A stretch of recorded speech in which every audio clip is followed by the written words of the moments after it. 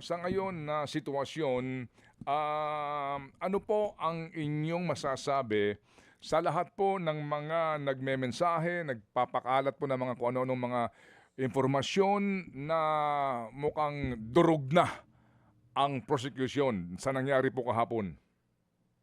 Nako, medyo hindi yung ganyan ang paniwala ng marami nating mga kababayan. No? Hindi natin maiwasan talaga yung pagpapakalat ng fake news. In fact, bago mag-umpisa itong paglilitis, nabanggit po natin na ang hinihikayat natin ng ating mga kababayan na manood, makinig dito sa paglilitis na ito nang sa ganoon ay maiwasan yung pagkalat ng fake news. Marami yung anggulong ilalabas yan habang umiinit ho yung usapin dito sa impeachment na ito. Ito ay first 3 days pa lamang, Ted, no, and DJ Chacha. Nakita na natin kung ano na yung mga iba't ibang anggulo na lumalabas sa ating social media.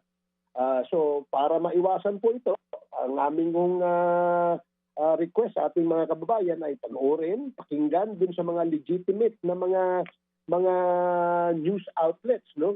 Gagaya ho ng inyong programa ho sa ibang radio stations at sa ating mga telebisyon. No? Nang sa ganun, ma-confirm natin, wag po basta-basta maniniwala sa mga nakikita sa social media.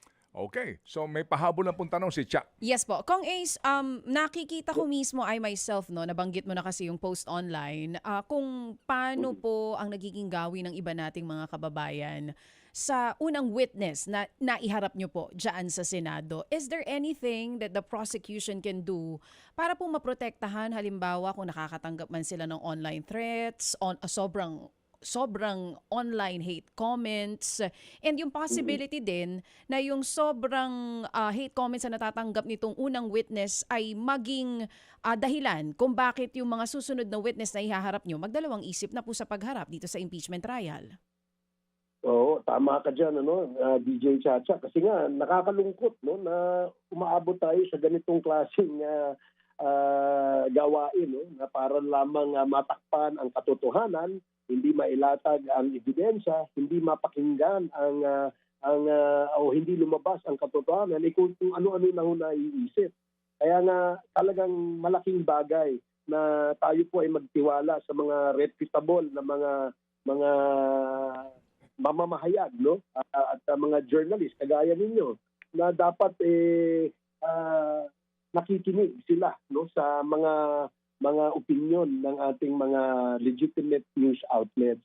Wag po basta-basta doon sa mga social media accounts na nakikita natin na nagpo-post ng kung ano-ano. Minsan nga nagulat ako dahil masyadong dumami ngayon ng mga political analyst at saka journalist nung nauso itong social media. Oo, so Kaya talagang kung makikiusap tayo sa ating mga kababayan. Oo. Yes, DJ Chaga, sorry. Sorry po. So dun sa tanong na kung may magagawa po ang panig ninyo, just to make sure na hindi po sila sobrang bombarded with this comments online, meron po ba?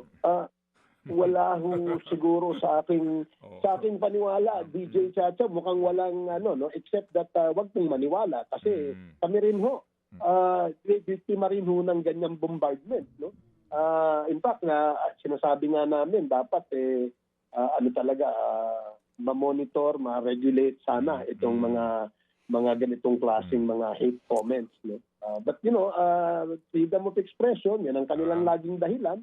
Mga kapatid, patuloy po kayong tumutok sa 105.9 True FM para sa totoong balita, informasyon, music, and entertainment. Mag-subscribe sa aming YouTube channel at podcast at sundan nyo kami sa Facebook, Instagram, X at TikTok sa True Network PH. Bisitahin din po ang aming official website, truefm.ph.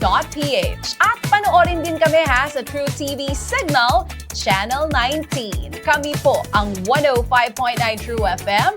Laging true sa'yo, kapatid.